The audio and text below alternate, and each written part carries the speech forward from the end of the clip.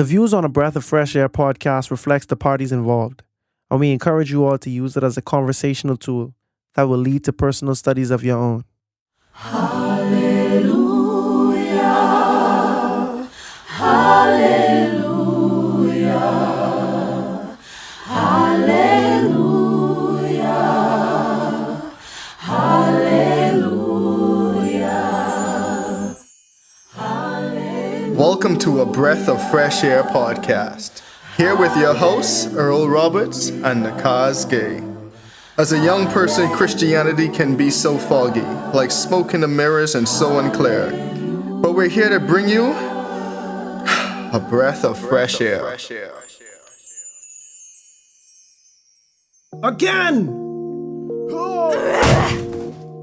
Again! We're gonna knock these doors down and capture that traitor Sheba, son of Bikrai. Again! Listen! Tell Joab to come here so I can speak to him. Are you Joab? I am. Okay, listen to what your servant has to say. I'm listening. Long ago, they used to say, get your answer at Abel, and that settled it. We are the peaceful and faithful in Israel. You are trying to destroy a city that is a mother in Israel. Why do you want to swallow up the Lord's inheritance? Far be it from me, Mom. It is not in my character to swallow up or destroy. That is not my case. A man named Sheba, son of Bikrai, from the hill country of Ephraim, has lifted up his hand against the king, against David. Hand over this one man, and I will withdraw from your city. His head will be thrown to you from the wall. The king is back, but not everyone is happy. This week we discuss 2 Samuel chapter 20 and uncover a plot by Sheba and members of the northern tribes of Israel who attempted a rebellion. As always, be blessed and enjoy. All right. Welcome back to another episode of a Breath of Fresh Air podcast. I'm Nakhaz Gay. Giving it your time. My name is Earl Roberts. And so welcome back. This week, this is episode 111. Man, time is flying. Time is flying. But God has been great. Definitely appreciate everyone for tuning in again for another week. Man. How you doing? I'm doing good, bro. I cannot lie. My birthday next week. That is true. By the time this drop, I will be 29 years old and entering my last year in the 20s. Woo! Mercy. Yeah, I am thankful, and I feel like I have a lot of work to do because I have a perception of who 30-year-old Nakhaz is, and I can see the distance between me and 30-year-old Nakhaz. So, this next year, by the grace of God, I pray to shift gears, and have some tunnel vision, Amen. How about you? How you doing? Man, I'm doing good, man. This week's been busy. This week has been very, very busy. Like, even today's a Friday that we're recording this, man. And, man, I had a meeting with the county at 4:00 p.m. on Friday. Like, that's just an example of how overall busy my week has been. But God has been good, man. Like, I heard a text this week when I was driving to work on one of the days I drove into work because I had another meeting in person that I need to attend. Oh, this week was full of meetings. But it said like, what was it? I think it was Proverbs 30 verse 5. Essentially saying that the Lord shields those who puts their refuge in Him. And like, to me, I don't know, it struck me because like I was just stressing over different things this week. I mean, I have a big exam coming up in a month. Got work, even though I'm still new to this job at this new company, still want to be doing like my best. And I put a lot of stress on myself potentially, you know what I'm saying? It's just something I just always have done. But like, it's just interesting, like, God, the Lord shields those who put their refuge in him. And I'm like, man, refuge. I just started thinking about like the word refuge, like, when you have like a shelter from the trouble, when you have shelter from persecution, like that's your refuge. And it's interesting. The Lord is our refuge when we put our trust in him. And it even caused me to take a step back and just think like, man, you're stressing, which you tend to do from time to time. But again, why are you stressing? It's because you're taking on all this burden instead of just like, trusting God to see you through everything. And man, even today, like I had a big meeting with the county and that went way smoother than I expected it to be, man. Like way smoother. And God is great, man. But it just goes to show like, man, like we overcomplicate things in our minds a lot. And it's partially because, we take on the burden, we take on that stress. We know we should cast all our cares upon him, but it's weird that seems harder than actually just trying to do it ourselves when all we really do need to do is just trust God. I mean, like do our part, but have the faith and trust him to see us through to the end because he never leaves us or forsakes us. And if he's our shelter. I mean, like that's literally what the verse says. He's our shelter. You know what I'm saying? So I guess that's the weekly thought. But I mean, yeah, man, like that's kind of like how my week was. Essentially, I needed that reminder to like, bro, chill out. Amen. Chill out. It's always needed. Oh, I have a praise request from one of our listeners. Request? Oh, praise shout out, I guess. You know what I meant. Praise report. Praise report. That's Okay. the word. I'm like, if you're requesting some praise. That seems cocky. That's pretty cocky. I don't know. Oh my. But from Adia, I did promise her that I would actually say it on the pod, and she said say it on the pod. I told her she said come on the pod. Oh, for but sure. She said we can set that up too. But I told her that. We can set that up easy. I told her that. Adia, if you listen, don't run. Oh no, she'll be listening. She'll be listening, and she can say, "Oh, only thing I'm gonna do is giggle on the podcast." I say, "Nah, don't worry. We gonna get it out of you." Yeah, no, yeah, it's gonna work out. It's gonna work out. But her praise report was that like her visa got approved finally. She was home for a little bit. I mean, we both know that struggle to a certain degree. We've been there. Yeah, so she was home for a couple of months, but it got approved by the grace of God. Again, trusting in God, seeing like, it's so funny, man, because like when you're going through these struggles and tribulations, nothing makes sense in the moment, especially when the initial like man, like I'm stuck, for lack of a better word. You know what I'm saying? Like I'm stuck, and God has you in a place where you need to be for the time that you need to be there, even when you don't realize that. And that's what I'm realizing a lot. Like God has you in places where you need to be, even when it seems inconvenient at first. Mm-hmm. But when you look back and self-reflect, even sometimes while you're there, you see like, oh, I needed to be here because if I would never hear X, Y, and Z wouldn't have happened, or X, Y, and Z would have happened, then that would have been very tragic if I wasn't here for this moment. Very true. So you never know, but God is good. Praise God that she got that accepted. It's if he was in person, I'd have do a little applause. I think I might still do that. Let me make a note. It's coming. It's coming. You know what I'm saying? We still working on these things in the podcast, but like that's a big blessing. Yo, we should do like end of the year, like my story part 2, just praise report for like the whole year. Oh yeah, different type of episode. That's something we could do. Yeah, that's fine. So yeah, man. Everyone, definitely hit the like button, hit that subscribe button, share with a friend if you like our content. We will be delving into 2 Samuel chapter 20 this week. 2 Samuel chapter 20. Last week we saw that, Absalom died.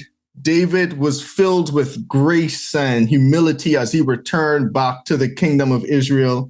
He didn't march his way back and just assert his dominance as we would expect, or as we are used to seeing in movies, as when kings come and conquer a city. But David more so was saying, you know what? It's only by the grace of God that I've gotten my throne back. It's only by the grace of God that I'm even back here in Israel. I'm going to essentially all of my enemies, I'm going to extend the same grace that God extended me. I am going to let the Israelites choose within their hearts if they're going to accept me back as their king. I'm not just going to come and say, I'm your king, I'm back. No, David didn't do that. And we had some very good discussions about it, some very like thought-provoking statements. Definitely check out last week's episode 110. The king is back. Definitely check that out. But anything you got to say on that? Or Well, let's get it. So 2 Samuel chapter 20, reading from not this version, but this version. The New King James. That's the one. Yep, correct. And here it happened there to be a rebel whose name was Sheba, the son of. See, you know when you say a name in your mind, right? Yeah. And it never really has to make sense because really and truly it's a filler. Mm-hmm. But when it's time to say this word out loud, you're like, what I said in my mind definitely wasn't right. Mm. And what I'm about to say doesn't sound like it's going to be right. I'll tell you, bro. Bro, the audio, listening to the Bible, I just let them do that for me. You know what I mean? Like if you just decide, all right, like I can listen to this chapter instead of reading, just so I can get the names. Trust me, bro. Some of them pronunciations is stick. You feel me? Not all though. But So you got this one. I got you, bro. Go Sheba, son of Bichri. Bichri. See, I was going to Yes, say Bichri. That's according to one of them translations I listened to, probably the King James version. But yep. Bichri, a Benjamite, and he blew a trumpet and said, "We have no share in David, nor do we have inheritance in the son of Jesse. Every man to his tents, O Israel." And for context, something I did skip over, but in 2 Samuel 19, at the end, there was a quarrel about the king because the men of Judah went out to receive David unto himself. And the men of Israel answered the men of Judah and said, "We have 10 shares in the king." It's funny how they saying shares, like every tribe, remember there's 12 tribes of Israel, like saying like every tribe has one part of David. Yeah, claim. So they're saying we have 10 shares in the king, therefore we also have more right to David than you. Why then do you despise us? Why were we not first to advise bringing back our king? So you see the men of Israel, the northern 10 tribes, were feeling some type of way or salty or slighted by the men of Judah receiving David unto themselves. They're saying, hold on. We outnumber you tribe-wise. We outnumber you guys, but you guys are acting like David's just only your king. Like, what about us? Yeah. And we can see this kind of like, in terms of like, during the like monarch era of Israel, like this kind of the first time we see Judah and the other tribes just not being on one accord. Like it might not be the first time, but we know for sure throughout Kings and Chronicles, we see that continuing. But I think this might be one of the first times we've seen that, if not the first time. Yeah, I think this is like a prelude of what's to come. You know what I'm saying? Like this might be the start of the tension. Yeah. Or the disagreements between those two. Exactly. That's what I think. I think it's like here's where it gets us to like foothold. Mm-hmm. So in verse 2, so every man in Israel deserted David and followed Sheba the son of Bichri, but the men of Judah from the Jordan as far as Jerusalem remained loyal to their king. Now David came to his house at Jerusalem, and the king took the 10 women, his concubines, whom he had left to keep the house, and put them in seclusion and supported them, but did not go into them. So they were shut up to the day of their death, living in widowhood. Mm.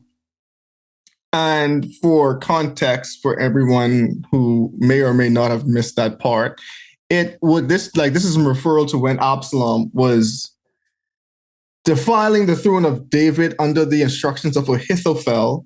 Yeah. And he went into the concubines that David had left behind just to keep over the house, and he had sex with them on the roof in the eyes of all of Israel.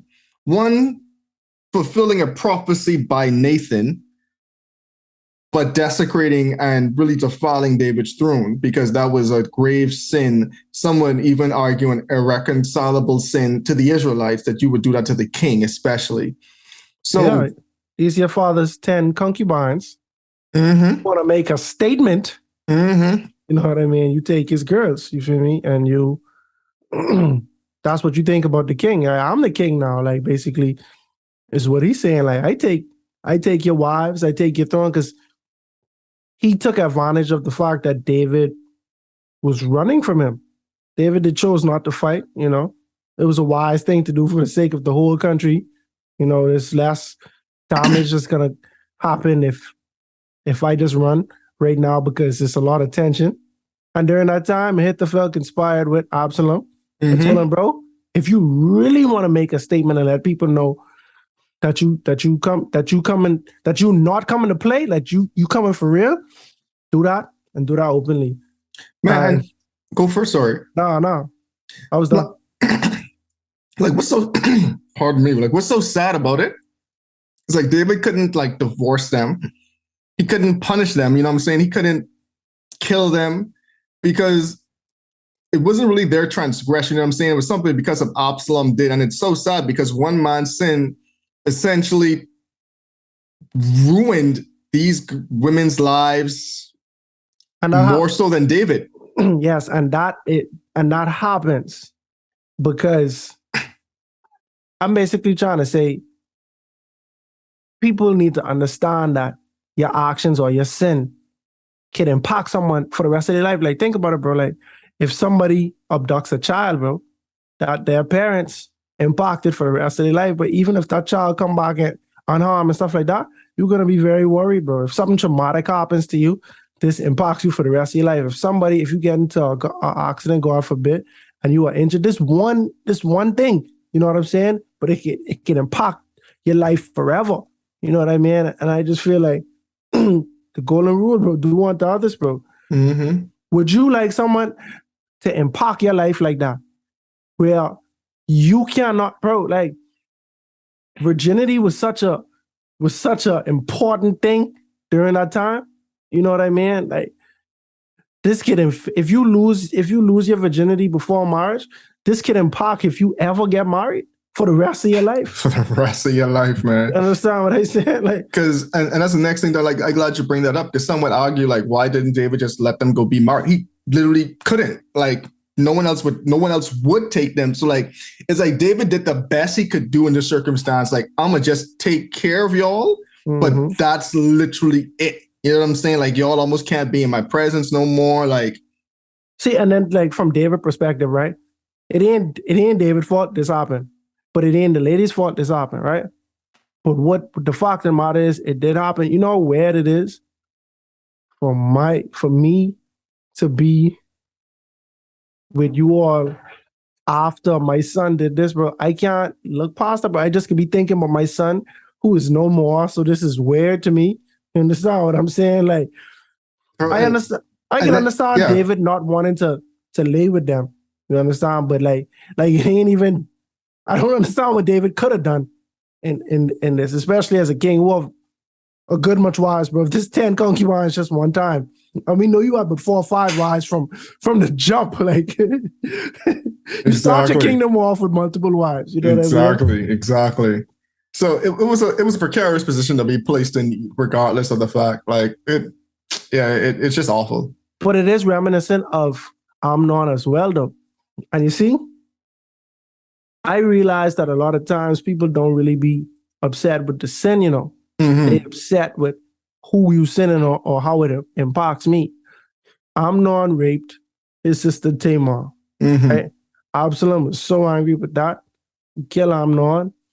And this caused him to rebel against his father and all type of stuff in between. But you turned around and did the same thing to 10 concubines. 10, not even just one. Right. So you don't hate rape. You understand what I'm saying? You hate that it was your sister, but you don't actually hate the crime, bro. Like a lot of times you see people, they talk about, and you know, we black, bro. So like a lot of times I go back to black stuff because it's just our community, bro. A lot of times you hear people talk about slavery and civil rights and stuff like that. And then a lot of these people who passionate, they would like to not exile, but they would like to separate themselves from other races.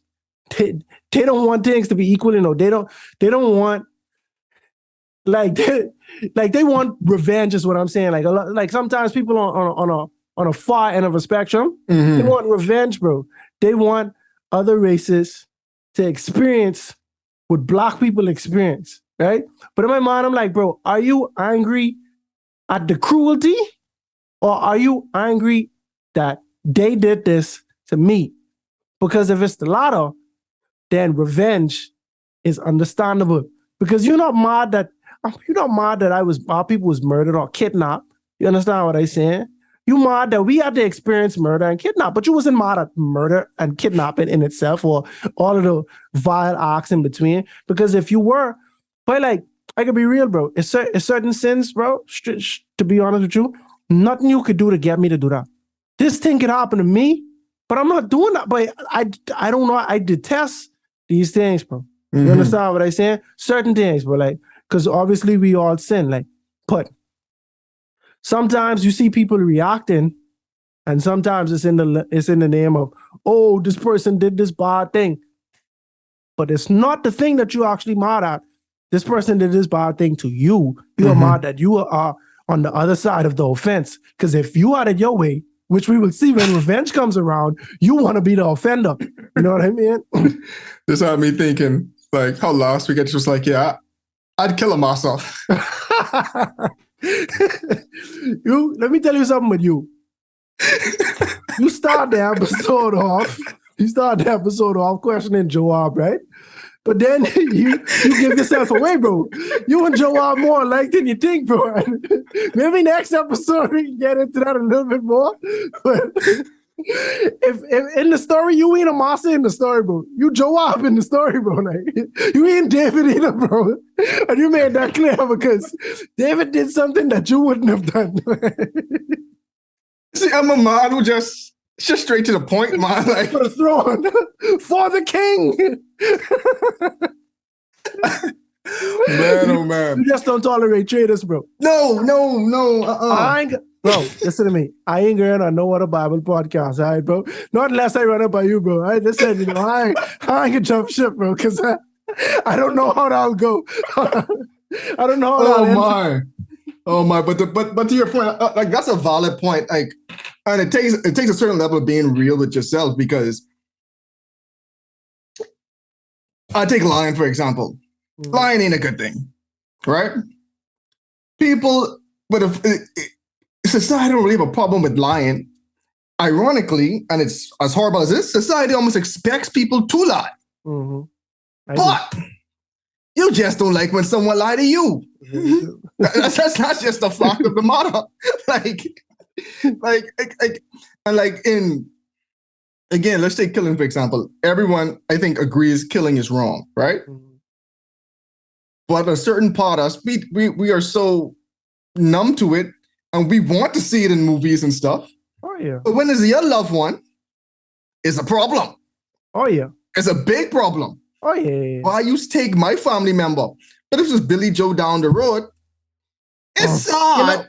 Yeah. But you would be like, oh, you shouldn't have been at the wrong place at the wrong time. That's true. Billy Joe wasn't really that good of a person if you really think about it. Like, they rationalize all type of things why this person's death is not that big a deal.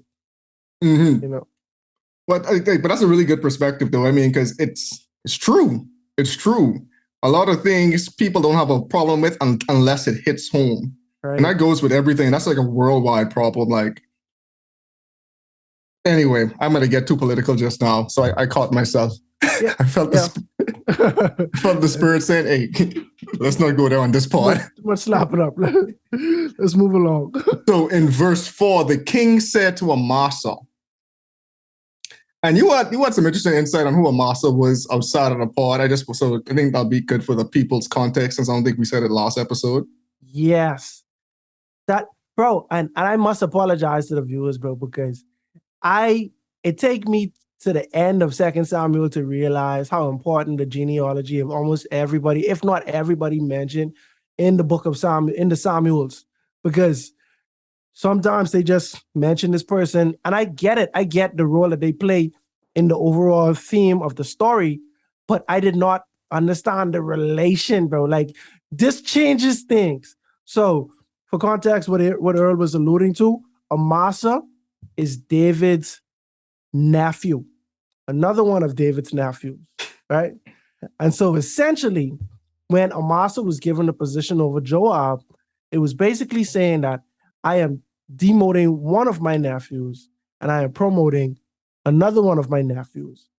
And now Amasa, who was a traitor, is a little less, I don't know, it's like the blow isn't as big when you understand that he was riding for his cousin, Absalom.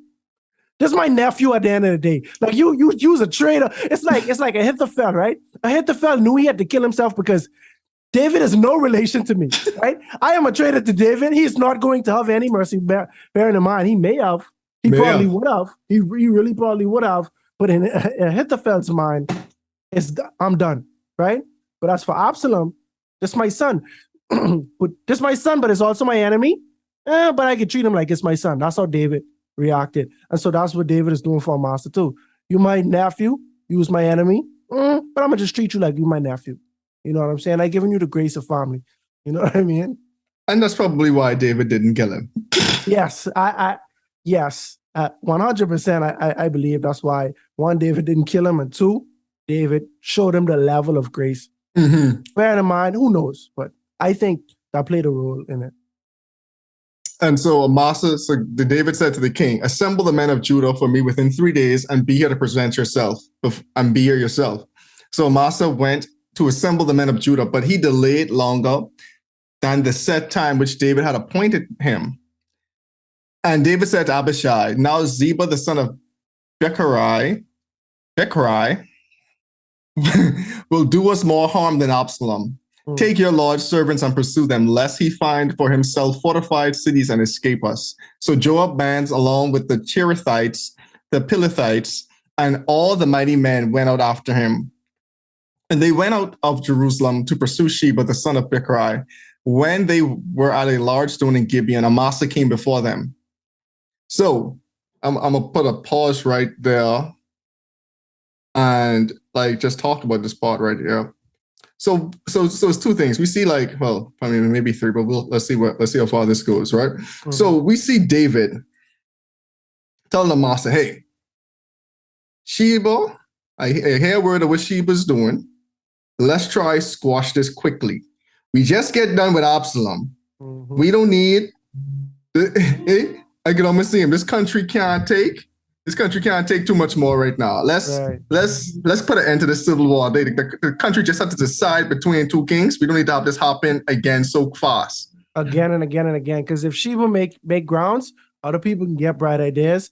Right now, it's a whole 10 group of cities or tribes that are not that fond of me. We need to nip this in the bud.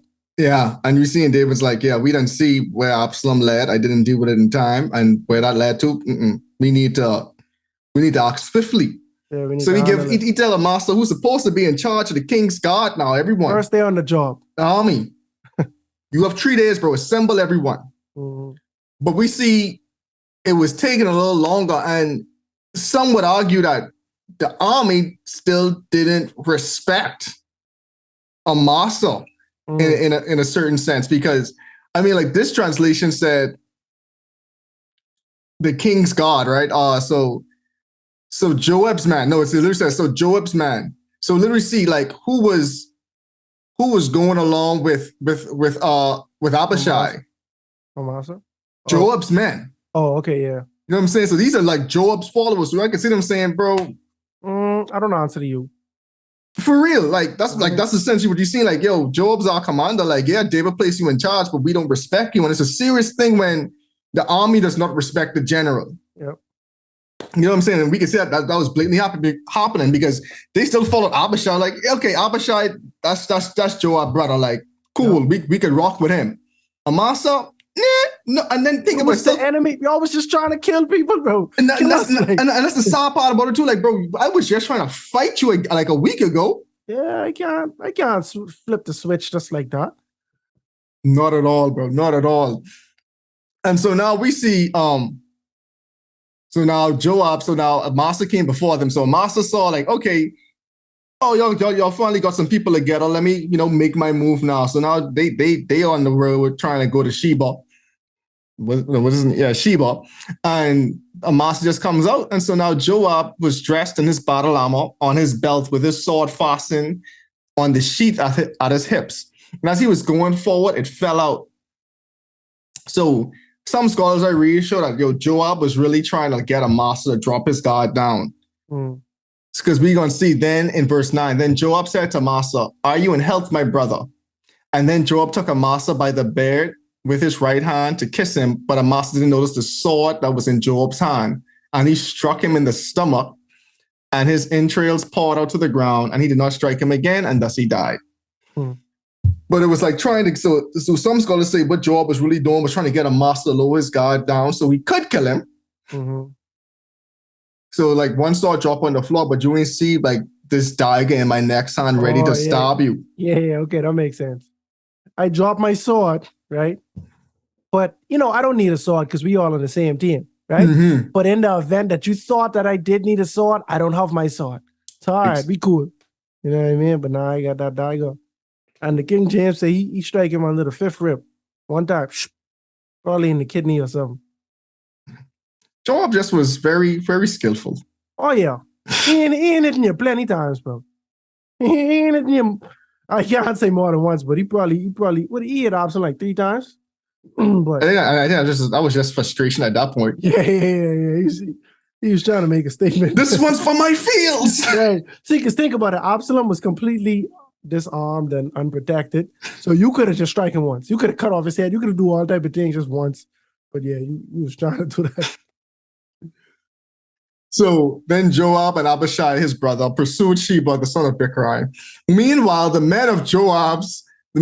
the men of Joab stood near Amasa and said, "Whoever favors Joab and whoever is for David, follow Joab."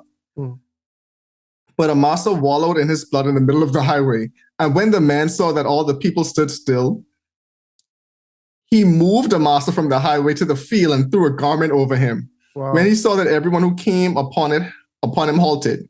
When he was removed from the highway, all the people went on after Joab to pursue Sheba, the son of Bichri. Bro, that's crazy though, bro. Because like Joab just have the green light, bro. Ever since they killed Abner, son of Ner, it's like they do not care, bro. Like, because remember, that was the first time these brothers, the sons of who? I can't remember who they thought he was, but sons of Abreathoffreshairpodcast. Anyway, I think so, yeah. What would I do with your sons of Abreathoffreshairpodcast? Sons of Zeruiah. No, Zeruiah. Sons of Zeruiah. Okay, That sounds a little better, bro. That ring off the tongue much better, bro. I ain't gonna lie, dog. I can find it. Keep going. Please tell me I'm right, bro. But anyway, keep going. What am I to do with you sons of Zeruiah? But ever since, I think this was early in 2 Samuel, if not 1 Samuel. I didn't know it. Yeah, it would have been the beginning of 2 Samuel. For those who do not know, when David was about to become king, he was king over Judah, and the remaining tribes were belonging to a man named, what was it? Not Ahithophel, not Mephibosheth, Ishbosheth. It was a guy named, the son of Saul, Ishbosheth, right? Abner, who was the commander of Saul's army, who was supporting Ishbosheth at the time, decided that he wanted to join forces with David. However, the sons of Zeruiah, Abishai, Joab, and I can't remember what the other brother name was. That other brother had passed away by Abner in war at a time before this. But anyway, long story short, those brothers, even though Abner had a truce with David, those brothers decided we are going to sneakily kill Abner when he least expected, because he thinking we all good because, it's a truce with David. They kill him. David was upset about them. David cursed them. Even before that, they were saying, David, I could kill Saul for you right now. I could kill Saul for you right now. You could tell if it's up to them, it ain't gonna be no talking. We just gonna kill, bro. Like, if we have our enemy in striking distance, we will strike. They were the perfect bodyguards, so I ain't even gonna lie. No, Fox, bro. It's just they are insubordinate. Is what I'm saying, bro. Like, They are insubordinate, but and again, there's a conversation that we get into that I don't even think it was supposed to be for this episode or this chapter, but like it's gonna repeat itself. But it's like our concept of right and wrong is so flawed because in their minds they're doing what's right. Right. However, I'm not. See, I'm not talking morally or for the sake of the kingdom, right? But if your king tells you, "Do not kill my son," and you go ahead and kill my son, no, and it ain't even that we was fighting each other, and I had to do what I had to do. Because remember when Abner killed Joab's brother? I can't remember his name. Ashael. They were fighting, and Abner was like, "Bro, how could I look Joab in the face? How could I look your brothers in the face if I was to kill you?" But Asahel did not want to stop pursuing him, and so Abner had to do what he had to do. That was not the case for Joab. When he killed Abner, that was not the case for Joab. When he killed Absalom, that was not the case for Joab. When he killed Amasa, that was not the case for Joab, bro. You understand what I'm saying?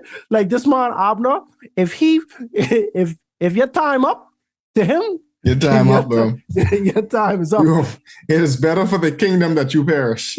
Nah, the only thing what it looked like, the only time when they do oblige is when David right there. But if David ain't right there, of course, just like Shimei last episode, he was like, "Hey, David, wait! He cursed the Lord's anointed. Remember, surely, we gotta kill him." And David was like, "Bro, what am I to do with you?" And it was Zeruiah, the sons of Zeruiah. All right, appreciate it. But yeah, bro. So I don't know, bro. David just make this man commander, Amasa I'm talking about. Your first day on the job, you fail. This is probably your first week on the job. And now Joab pick up the slack for you. He get everybody together and now we going, right? Mm-hmm. And you see me and you just kill me? What? Why? Well, what the king don't have nothing to say? Like you don't think the king gonna deal with this or just demote him or banish him? Now, in all fairness, Joab might say, bro, because he failed this mission, because the people don't want to listen to him, they're probably gonna turn him sour. He probably gonna turn around and go to Sheba and conspire with them or do more harm than good or whatever. But we don't know. And we'll never know. Because Joab don't even give his enemies a chance to double cross them, bro. No. To double cross them. And that's why I say he insubordinate, bro. Because David might say, "Hey, I'm making you this." And Joab is like, "No, I'm making you dead." The man say, "Deal gently with my son," and you shoot 3 darts in his chest, bro. Like, come on, dog. You put 3 in him, bro. He was hanging helplessly, bro. I gotta side with Joab on this one, bro. I don't know why you do it to me, cuz. No. All right, I ain't saying what was the best thing, because we obviously can see some of David's choices ain't the best thing for Israel. Because David didn't want to cry all day when Israel needed a king and a leader. You understand what I saying? And who had to talk him straight? Joab. I understand Joab's plight, bro. What I'm saying is the man is disobedient, bro. But he might be a rebel with a cause. I think that's your argument right there. He have a cause, bro, and it's for the greater good. But the sad thing is when we get to kings, I can no longer defend Joab. That's true. Joab is hard set. It's starting to get to the point where Joab creating himself to be a villain. Yeah. We've seen the character shift. Yeah. And when we get there, you could be like, "Bro, this isn't a character shift. This is who he ever was. This is who he was, bro. You just get tired of faking." Oh my. So where were we? Okay. I think he just killed him in the stomach and he died. So we go on to verse 11. Yeah, so I think we finished verse 11. So when he was removed from the highway, all the people who went after Joab and pursued the son of Bichri. So in verse 14, and he went through all the tribes of Israel from Abel to Makkah and all the Berites. So they were gathered together and also went after Sheba. Then they came and besieged him in Abel of Beth Makkah. Might be pronouncing that wrong, forgive me. And they cast up a siege mound against the city, and it stood by the rampart. And all the people who were with Joab battered the wall to throw it down. Then a wise woman cried out from the city, Hear, hear, please say to Joab, come nearby, that I may speak with you. When he had come near to her, the woman said, Are you Joab? He answered, I am. Then the woman said to him, Hear the words of your maidservant. And he answered, I am listening. It's so funny because sometimes I'm like, okay, Bible, this is the context y'all could give us. This is the back and forth y'all could give us. Yep. Just the dialogue. Other dialogues, I just really want to know what y'all was saying. No, I should just get the overview. And it'd be funny when they choose to give dialogue because they could have just like summarize all of this. You know what I mean? No, for real. But it's here for a reason. I accept that. I also accept I might not know the very reason why. May catch me the third time I read the Bible. True. But it's definitely here for a reason. In verse 18, so she spoke saying, they used to talk in the former times saying, they shall surely seek guidance at Abel. And so they would end disputes. I am among the peaceful and the faithful in Israel. You seek to destroy a city and a mother in Israel. Why would you swallow up the inheritance of the Lord? And this is a complete tangent I'm about to go on. Right? But when I read this and I picture like these 18 and 19, I just picture like, I don't know, older woman just like talking, like the scene is dark and just her and Joab there, and she like almost like talking in a riddle, like in a sense, like, why are you doing this? Like for real. I picture like it might be raining outside. Well, I doing a lot, right? Yeah, you get very, very imaginative. That's how I picture the scene. True. And then Joab answered, far be it from me that I don't believe that. See, but I don't believe that though. What you mean far be it from you, bro? I don't believe that, but you know what? I know I might be going too hard on you because I don't see you punishing innocent people. I was just going to say, like, okay, Joab is an insubordinate, right? Yeah. He's an insubordinate. But I can make a valid argument. Everyone who we unalived had it coming. He's still noble. He's still a noble man. Because we see, like, he ain't here just because, like, he ransacking the place. Mm-hmm. He here because we are sent here to quash a rebellion. Yep. So I'm here on a mission. So he's saying, far be it from me to do this. What you accuse me of killing? No, I'm a murderer. Yeah, for sure. But innocent people? No, that's why I draw the line now. Who you take me for? Like, those days left me when I was in the Philistine camp. True. Oh, man, I just accidentally exited out. If you have it, you can continue. You remember what verse he was even at, bro? I got it, though. Anyway, and Joab answered and said, far be it from me that I should swallow up or destroy. That is not so. But a man from the mountains of Ephraim, Sheba, the son of Bichri by name, has raised his hand against the king, against David. Deliver him only, and I will depart from the city. And the woman said to Joab, watch, his head will be thrown to you over the wall. Then the woman in her wisdom went to all the people, and they cut off the head of Sheba, the son of Bichri, and threw it out to Joab. Then he blew a trumpet, and they withdrew from the city, every man to his tent. For Joab returned to the king at Jerusalem. So there's a couple more things, like just to point out, right? So the tactic we're seeing are being alluded to right now is what we would call in modern times siege warfare, right? Because without saying it, we can see that Sheba did what David assumed he would do. He retreated to a fortified city. Mm-hmm. And the method they threw the head over the wall shows that there was large walls. Sometimes, like you could, I guess the best picture we have in our mind right now is like Jericho or like a fortress, like one of the fortified cities. Everyone watched any movie or something like that. Mm-hmm. So now we see in that, so she called her to Joab saying, I need to put an end to the siege. And for context, when the siege warfare is no one's getting in or out of the city. if all your fields and farms are the city, there's no grain being imported in the city. The whole purpose of siege warfare is to essentially starve the city of its natural resources until they have to eventually cave in.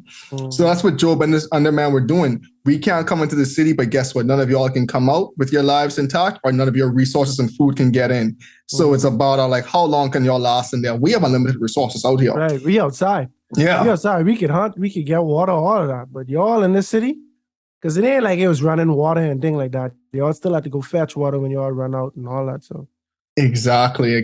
But we saw that. That's where Sheba thought he would have refuge in a fortified city. And so now the lady called out to Joab, reason with Joab. Joab saying, hey, I just hear synopsis for Sheba. I mean y'all no harm. I mean this city no harm. Quite honestly, I don't even care about the city. I ain't here for y'all. I just here for one man. Y'all give me Sheba, I have no problems leaving. I essentially almost give you my word. Woman was like, okay, we got this. Oh yeah, that's a normal thing. She going to everybody. We will throw his head down. Just give us some time. We can find him. Just give us some time. Confident. Just give us some time. Yeah, but she going to them and say, listen, yeah, I know this y'all boy or whatever, bro. Well, what Nicodemus say? Why should one man say, what do he say? One man's death? He say something like that, man. But anyway, the sentiment is this man got to die so we can live, bro. You feel me? Like, you don't want them breaking down this wall with this battering ram they got outside. And now they really coming through and we can get and control them. We get Sheba, kill him, throw his head over, and be safe. Exactly. So now Sheba the whole city against him, bro. You can't hide that. You can't hide no more. Because now it's like, hey, this rebellion sounded cool when nothing of us was getting taken. You know what I'm saying? But now you're just putting our lives in danger. You're putting our resources in danger. You're putting our well-being in danger. The man here, they here for you. Bro, David is my king. Yep. Long live the king. David is my king. So whatever you, they better just tell Sheba, yeah, bro, we for you, bro. You safe here. What? They had a city meeting. So guys, so who going? That's Sheba. Who gonna break it to them that we ain't on this side no more? No, we ain't gonna break it to him. We can just wait till he come over, let him chill. Shing! He ain't even gonna know. He'll never even know, bro. Might do him like, oh, Samson, how they do Samson, but while he's sleeping. Do it like I'm not, bro. Just get you drunk. Oh yeah, normal. Absalom, I mean. Yeah, Absalom. Yeah, I'm not gonna get killed, yeah. Oh my. In many ways, but the Bible chose not to go into detail about that. And then so we see the woman in her wisdom went to all the people that cut off his head and threw it to Joab. And he blew the trumpet and withdrew from the city, and every man to his tent. So Joab returned to the king of Jerusalem. So now we see in verse 23 to 26, we're just going over some of the positions that David had in his kingdom. We see Joab got in charge of the army again. I wonder if like Joab told David what happened to Amasa, or did he just I'm pretty sure he told David that Amasa died. But I want to know, did he tell David how Amasa died, or did just tell him that Amasa died? So news during this time is so fascinating to me, bro, because it's like you're here with people finding out with stuff and they're in two different cities and it ain't no postal service, it ain't no cars or nothing like that. But information has always been one of the most important resources. That's why we have social media. That's why, our parents had the newspaper and the news and stuff like that. Information. The thing about it, such a public arc, you can't keep that in, bro. You could threaten every person, but everyone could talk, bro. Because that's just how I feel like everybody had a duty. To share news as much as possible and just talk about that with everybody. It's like when we was in school, bro. If somebody fight, everybody can know about it, bro. Because this person can tell this one, and they could be the talk of the school. You feel me? Everybody can know about everything. You know what I mean? And so, if Joab cared enough He could have sent messengers. He could have lied. He could have whatever. But I feel like for a fact, that was public. That was at some point in time going to be public knowledge. This the king nephew, bro. But when I was reading, First Chronicles, right? And they talk about an event that happened after this, right? and they mention one of David's brothers. David still have brothers and sisters alive, bro. You understand what I'm saying? This day nephew, this day son. You know what I mean? Like this public information. Imagine, bro. Imagine you was David, big brother, or big sister, or whatever. Your son died, right? He was in David's battlefield. You're gonna get to the bottom of that yourself. You understand what I'm saying? And once you know, David can know. It's like if David decide if something worth fighting over, I highly doubt it. You understand what I'm saying? That might just be is what it is. He did have it coming to him probably by law or whatever. So I think David knew. That's a fact. I think he did too. I think David just was like, all right, you want it that bad, but I'm gonna let you keep it. Yeah, ain't nothing I can do with these sons of Zeruiah. All I could do was love them. Like keep them close. Maybe I could kind of manage their damage. Yeah, I have to keep them close.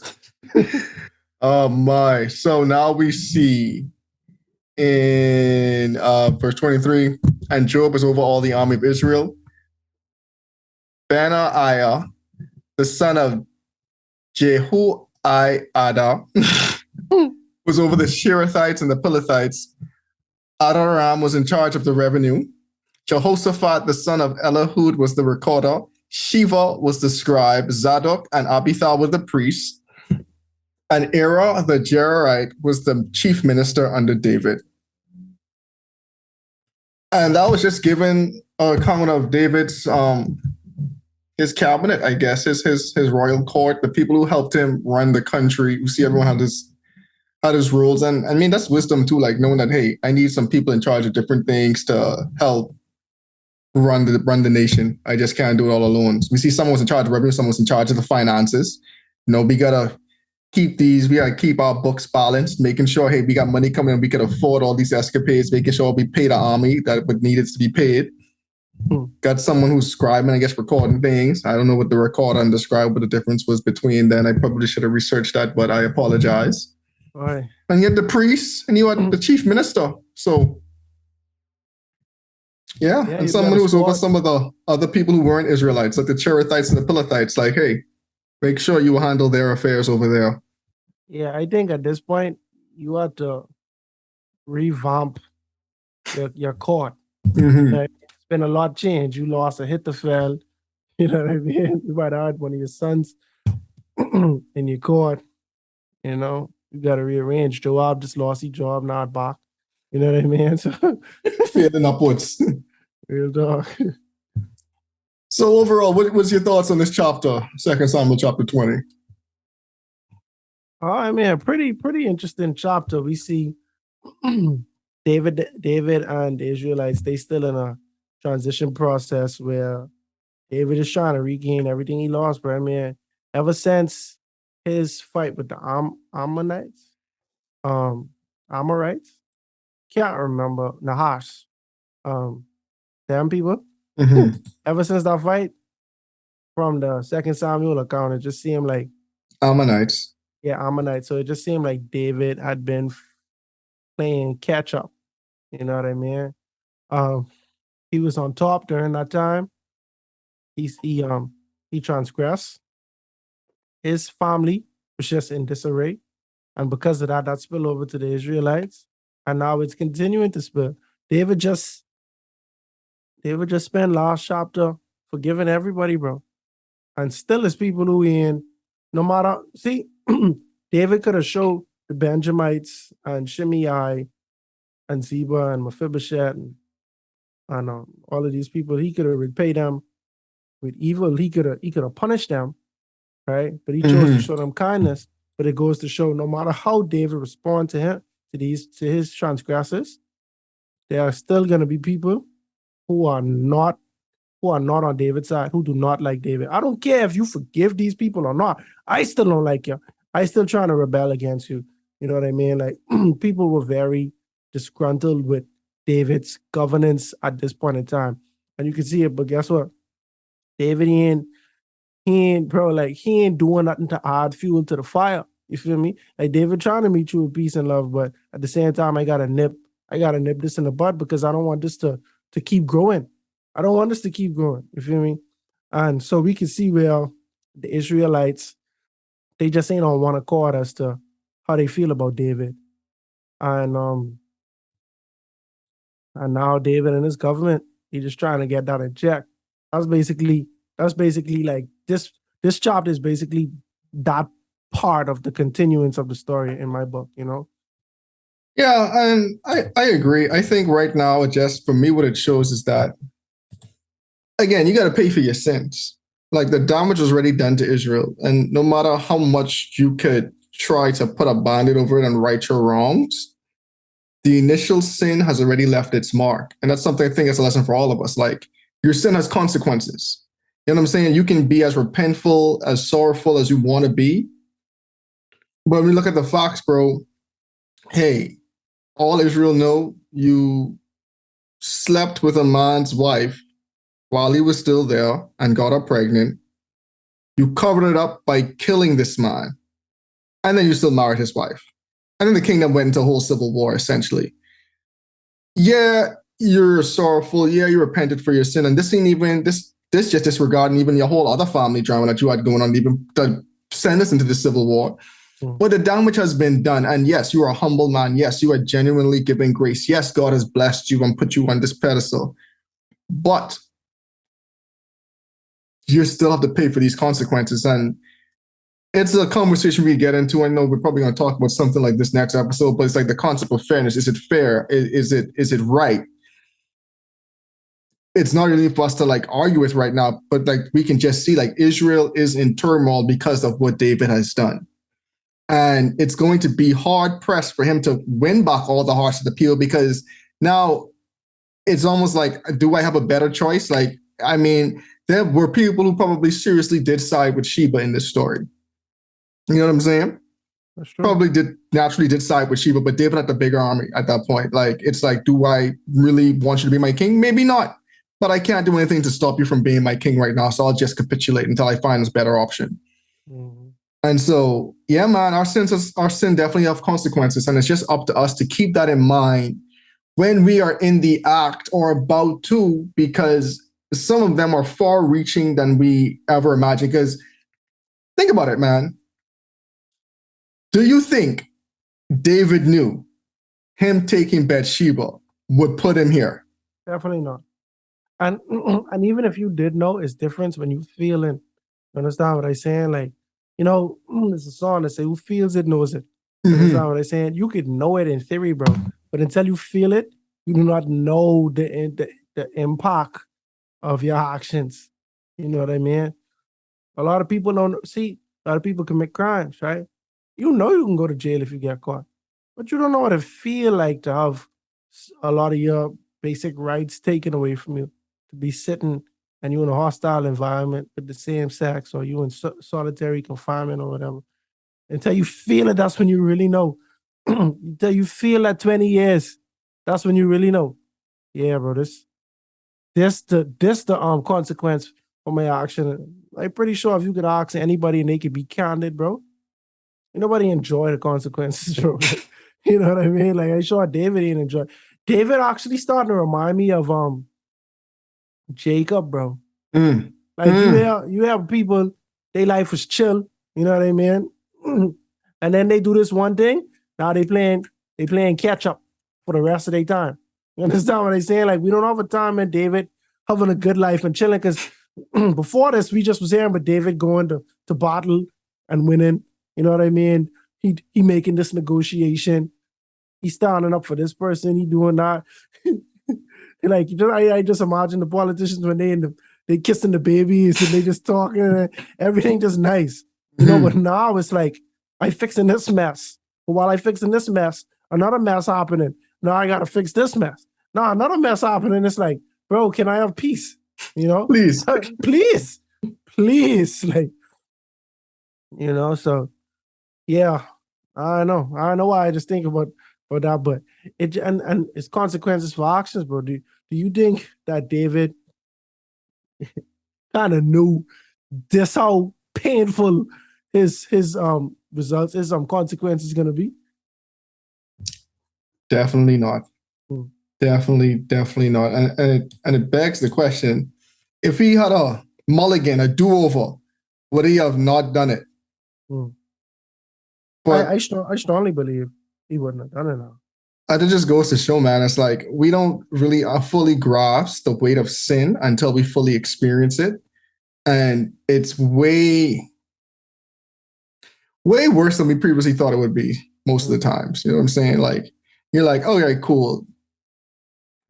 Again, not even to rehash the story or prolong this ending, but David tried to fix it himself. And he because he thought like, hey, this would be a simple fix if I was to get caught. He never expected it would lead to him probably losing his kingdom for a time period. Like it never get fixed, bro. Like, you know what I mean? Like it never get fixed, bro. You know, it was no fix for this, bro. You know, we just get to move on. You know, Mm-hmm. but this thing, this still an open thing, and you can feel that every time. You know, Fox. I don't know. This is kind of hard to end this episode. I don't even know what to say now. So, everyone, Odell, just think before you act. that's really what it boils down to for me. For real, and let me just see if I can piggyback on that a little bit. Consequences for your actions. It's multiple things we could say. Your children might be impacted. You understand? Random people could be significantly impacted. If you love your neighbor, bro, just in general, if you love people, if you care about people, if you do not want people to experience certain things that you wouldn't want to be experienced, we should take into consideration the things we do. Sometimes our actions, especially sin, bro, like our sins, sometimes they have they have an impact that is bigger than us. It impacts us, it impacts others, XYZ. Let's think about Adam and Eve. The serpent give them an opportunity to know good and evil. They took the serpent up on that offer. But you ain't know you was going to experience murder, death. Like, understanding the concept of good and evil and experiencing good and experiencing evil is two different things. You understand? And so, like, every time we continue to sin, especially willful sin, we opening up the door for us to experience evil. You understand? If we want to make sure we get to a point where we don't experience evil no more, we need to be working every day to making it to heaven. Understand what I'm saying? If we continue to live in iniquity and just do whatever we want to do and don't care about the consequences, that path is not leading us to heaven. You feel me? But if we truly want to get to a point where we don't have to experience consequences, you understand what I'm saying? We don't have to experience pain. We don't have to hurt others. Then daily, you know what I'm saying? We have to work towards not submitting to sin and working towards getting there.